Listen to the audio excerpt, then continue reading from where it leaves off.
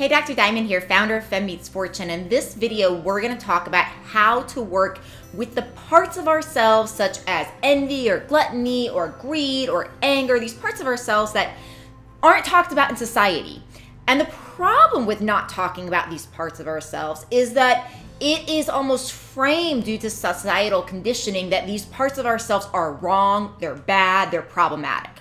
So what tends to happen most of the time is if we see somebody that we feel envious about, right? So maybe we're envious of somebody's success or somebody's family or their community or their body or their beauty or whatever it is.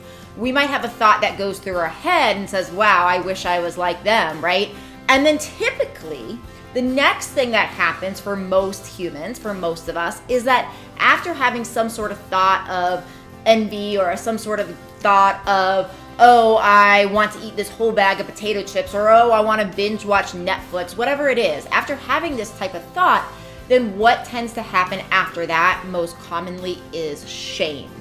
And so because we haven't normalized these parts of ourselves that are the darker sides of ourselves, the problem is that oftentimes then it's followed by shame. So in our society, is really revered to be happy and outgoing and excited and loving and all these things. And those are wonderful qualities, but it's also really, really normal to have moments of these other qualities. It's normal to fantasize about dark things. It's normal to do all of this, but unfortunately in our society, we haven't been taught how to work with these parts of ourselves in safe ways and healthy ways and ways that acknowledge these different dark sides of ourselves.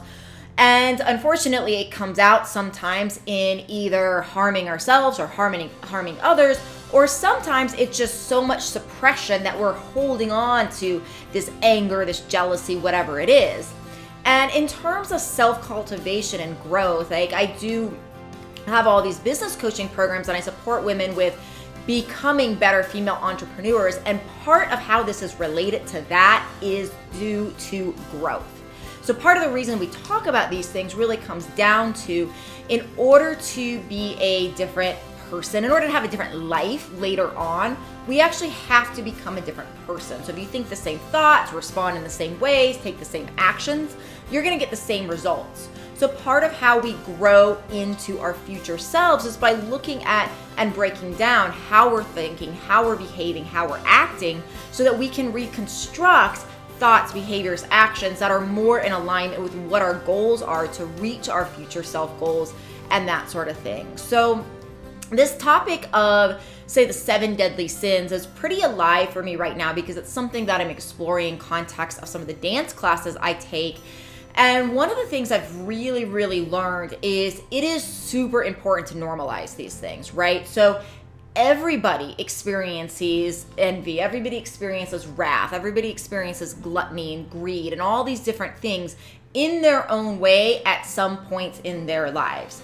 And if you are saying, hey, I never have any gluttonous activity, then I think you are probably not being totally honest. So gluttony doesn't have to look like overeating, right? It could be over exercising, could be over binge watching, it could be over relaxing, it could be so many different things. But if we're indulging something beyond what is probably healthy for us, that can be gluttony. So we really want to take a step back and say, okay, well, where in our lives do we experience envy? Where in our lives do we experience gluttony? And have a internal talk with ourselves that is not really based upon shame, right? It's about normalization of these things and working with them. So one of the best activities I've seen thus far in how to work with some of these negative, I shouldn't say negative, some of these darker, say, forces. They're not negative, they're human, right? So one of the ways of working with some of these darker forces is actually feeling them inside of our body. So if we're feeling anger, like putting on some music and actually feeling into, where's anger in your body? Are you clenching? Are you holding? What are you doing in your body? Do you feel it in your stomach? Do you feel it in your diaphragm? Where do you feel it, right? And then when we start to feel where these things are in our body, we can do, a variety of movements, right? So we could do like a rolling movement where we're actually feeling the energy roll around. We could do deep breath work. We could put on music that really enlivens that and almost like strengthens that dark energy inside of us, and then tune into where it's stuck. So for example, if I put on music that is going to make me feel into any sort of rage or wrath that I'm feeling, then I want to tune in to say, oh, I might be feeling that anger most in my heart. So then what is it like to put on music and tune into where the pain is, where that anger is, and actually move from that place?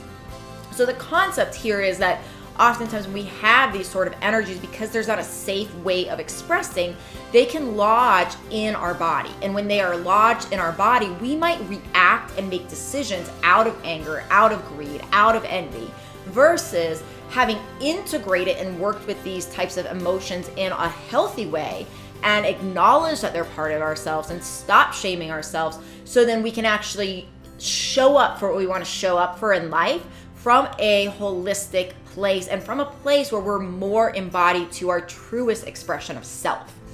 So one of the first things I really invite you to do if you're working with any of these types of emotions is really to stop shaming yourself, right? Because shame is where I think we can get into the biggest problem, because we almost compare ourselves then to other people. And it's kind of this thing with shame where it's basically, it's almost like us versus them, where it's like, oh, we shame ourselves saying, okay, I shouldn't feel so much anger, or I shouldn't feel envious.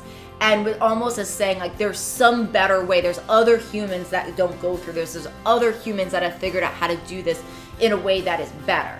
That's not helpful, right? It's more helpful to say like, oh, I'm experiencing envy in this situation, and understand it and love it and say this is a normal human thing to experience. And now here's how I'm going to allow my body to process this in a way that is healthy, so that it doesn't become projected, and so that we don't wind up doing what these types of things wind up doing when they take over. So very frequently when we have envy, when we have greed, when we have these other types of things, we are coming at wanting these things because we want to be recognized. We want to feel connection. We want to feel that we are important and valued, right? So these are normal human wants and desires. And typically if envy or gluttony comes up, it's because, hey, look at me. I need attention. I want to feel warmth. I want to feel desire. I want to feel all of these. I want to feel cared for. I want to feel loved. I want to feel all of these things, right? That's usually what the core of this stuff is.